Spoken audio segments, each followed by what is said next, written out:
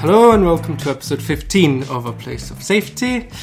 Today I'm here with Susana and we're going to talk about French movement, institutional psychotherapy or analysis. It's just, both. We'll get into that. But anyway, I've been saying on the podcast that since the beginning that I have a different experience from the British experience of training in mental health care. And that the British mental health care tends to describe its own policies as best practice or excellent care or as the only view possible, and that there are other views. Yeah. But I've always said on the podcast that it's not just that Trieste is the only other place in the world where there's something different, that there is a world out there. And so I've been kind of looking forward to this episode because I don't know very much about this French movement. And Susana is going to tell us about it. And if you can introduce yourself. Yeah. So, first of all, thanks for the invitation. Vincenzo, you're doing wonderful work with the podcast, yourself and Matt. And so my name is Susana Callo. I'm a researcher. I've studied, I work in the areas of psychology and philosophy. And I basically kind of do research in mental health movements, and I'm particularly interested in institutional psychotherapy, so the French movement that's very often kind of confused with anti-psychiatry. So there's this whole umbrella that we continuously hear about, which is anti-psychiatry. There's many things that are being put under that umbrella, and institutional psychotherapy is one of them. So okay, so when did this movement develop? How long ago? Okay, so the origins of this movement go back to the warriors in 1940s, and the person that's kind of more identified with the origins of the movement is a Catalan psychiatrist called Francesc Tosquelles, which I never know if it's Tosquelles. Yeah, because exactly. I don't know. I think, because it's a Catalan name, it's probably Francesc Tosquelles. And then maybe, I guess, if you read in French books, it's François Tosquelles. So I think they make the translation, but it's Francesc. So he was a Catalan psychiatrist and an activist and a militant. So he was pretty much involved in kind of political action in Spain, and he basically had to flee Spain during Franco's regime to France, where he ended up in Lozère. And he was invited to work in a hospital, that's the Hospital Saint-Albin. This is in 1940s. Yeah. And the hospital had been directed up until then by someone that's called Paul Beauvais. So what's interesting about Tosquelles, and he was a very interesting kind of eccentric man, and he was in nature he was a militant. So I think this issue will come back to this a lot when we speak about alternatives to mental health care, which is kind of underlining the practices and the ideas is a notion of militancy and politics and activism. So above and for all, Francesc Tosquelles was an activist.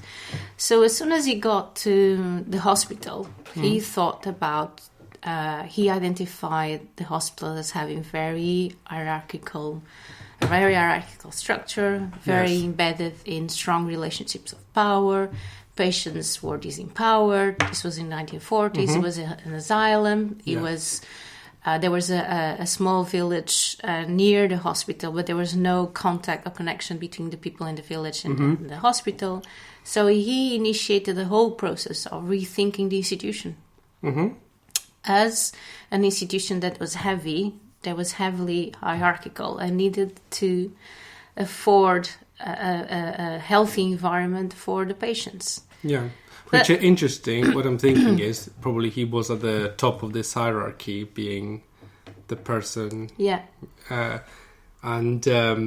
But he questioned his own power in a way, I guess. Yeah, he questioned his own power, and even the other way, I was hearing kind of an interview of someone that knew him. We'll talk about him too. Guattari, which is also a very well-known activist and psychiatrist. He was saying the way he was speaking with staff, with nurses, with fellow doctors, with patients and their families, was not from the position of the director of a hospital or someone that holds medical knowledge, but he was as if he's just a person to a person. Yeah. And we also have to think, and I think it's interesting, this is in the context of the war. So during the Second World War, there was a phenomenon that sometimes in this book is called the soft extermination of the mentally ill. There was lots of famine, no resources, no money, no support for the asylums. So people were dying in hospitals. And in Saint-Alban, no one died during that period by famine. Because they, in a way, one of the things that they've done, and it's just one of those narratives that's nice to remember, is that they literally brought down the walls of the hospital. They tear down the walls of the hospital to show that they've opened the asylum to the wider context, to the village, and they started to kind of to trade things and cultivate things in the hospital and trade things with the village. But that's not best practice. I just want to warn our listeners. That is not the nice guidelines. I don't know. It was needed because they had nothing to eat, so they had to. It was out of a pragmatic need. It was not even coming from this idea of what care should be. It was. So they needed to trade with the village. They needed to open the hospital to the village. Otherwise. But I'm thinking, like you're saying, well, he ran away from... common sense. You would think it's common sense, but so he ran away from Spain because of Franco's regime. Yeah. But, so, you said in the 40s, was this during the war? Yes, during the war. So, he went to France, which was occupied anyway. Yeah. I'm wondering, just thinking off the top of my head, did he find any, like, resistance of the... I think... probably should have been the Vichy government in France. Yeah. Did he have any resistance from the French government to what he was doing, or did they ignore it completely? Yeah. I don't know exactly the details, but it makes sense to think that it's interesting because in Saint-Alban, there was not only kind of this movement, there was kind of rethinking mental health care out of also questions of a pragmatic question of actually feeding people. But there was also lots of political activists hiding in Saint-Alban and artists. So lots of people that were contesting the regime were actually living in Saint-Alban. So it's possible that no one was paying attention to the asylum because it was an asylum. Yeah, because people were left to die there, possibly. So it was a bit of a concentration of resistant and radical thought and practice in a way. That's what it looks like. It could be that there's other underlining history. It's very interesting kind of parallel. I think obviously I'm always thinking of Basaglian, Democratic Psychiatry, but nobody really cared what happened in Gorizia in the beginning because it was an asylum, and in an asylum you just assumed that people were there to die and nothing interesting happened. Yeah. Okay, so basically he became the director and he started changing the rules. And you were saying that when we were talking before, because we always have these interesting conversations before the podcast with people. I need to improve in this respect. You have like a pre-podcast and a podcast the pre-podcast. But that basically it's about helping the institution to heal. Yes. So not seeing that if you want to help people in the institution needs to get better. Yeah. And that's very interesting. It's a kind of similar in a way to what Basaglia did, but kind of opposite to what Basaglia did. Yeah, and I think that's an issue of debate, and that's an interesting issue. So just kind of to maybe to finish the story on Saint-Alban, and we'll move on to something I've been working quite in detail, which is Laborde, which is in the 1950s.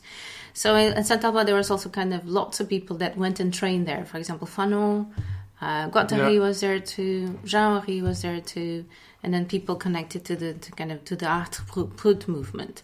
And one of the interesting things about Saint-Alban is that they've created by law the first, what's it called? The Patients Club. So the Patients Club is basically an organization that allows the patients to sell things and then manage their own money. So it's almost like maybe like a cooperative inside the hospital, but then it was not called a cooperative. Mm-hmm. Right. So what was the question? I forgot. Healing. Okay. Right. So there's a kind of well-known sentence that was said by Jean-Henri. Jean-Henri was someone that trained at Saint-Albin and then went on to create the clinique that's called La Porte from scratch. So not like Saint-Albin, something from scratch, which then I studied in quite detail, and I can afford detail about how there was an attempt to heal the institution. So Jory would say to heal. What did he say? I can't remember the famous sentence now, but it's something like to heal the patients without healing the institution is madness. Something like that. It's not exactly like this. It sounds much better. So he came up with this idea that in French it's a concept. It's a very interesting concept that's called pathoplasty, which is pathoplasty, I think, would be translated in English. And pathoplastic is, in a way, it's the disease of an institution and how that disease has pathological effects on the patients. And when we're talking about ill institution, it's again an institution that's very rigid, in which power hierarchies are very strong, and which patients, as soon as they're in there, they lose connection to daily life, and they lose connection to being able to decide things by themselves. When you're saying this, one of the other things that I'm thinking of is the relation with therapeutic communities in the UK. Yeah. Is it the same concept? Is there a difference? I think there will be a difference. Although, from what I found out, for example, there's Basaglia visited Maxwell Jones in Dingleton. Yeah. So the movement of. Which I have to say, in previous episodes of the podcast, I don't know why, I've been referring to the hospital as Dingwall, but it's Dingleton. Dingleton. So I don't know why, but I apologize. It's similar enough. Yeah. Similar enough. So Basaglia has visited Dingleton, and he was somehow in the initial stages influenced by Maxwell Jones. Yes. Definitely. Guattari. And I mentioned Guattari a lot because Jean-Henri, the psychiatrist that founded La Porte, that's kind of one of possibly the most well-known clinique associated with the movement of psychotherapy, then invited an activist called Félix Guattari that went on to write famous books, Anti-Oedipus, Vulgar de Luz, etc., etc.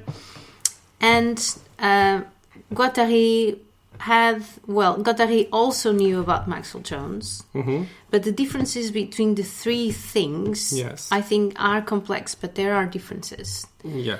Right? So... Yeah, the differences between, obviously, democratic psychiatry, from what I understood, I don't know the French movement very well, but it's the fact that the asylum, but then I don't know if institutional analysis was about all institutions, but we can talk about that. Yeah. But in terms of the asylum, for Basaglia, there were different views in the movement, but let's say the main view was that asylums had to be destroyed, and psychiatric hospitals were not a thing, could not be therapeutic. Yeah. And when Basaglia was doing his therapeutic community, he was very careful in saying, no, this is still a violent institution, even though people were saying this is fantastic, he was saying no, it's not. Yeah. So I think this sounds like a difference between... Yeah. There's a difference. Well, but I'm not. Sorry. Yeah. No. Finish. No, I'm thinking. Then you can answer to all of it. But, Just making notes. I'm thinking it's more difficult for me to see the difference between the therapeutic community in Dingleton or other therapeutic communities in Britain and institutional psychotherapy. Okay, so what I think, right? But this is my intuition. Yeah. What I think is that.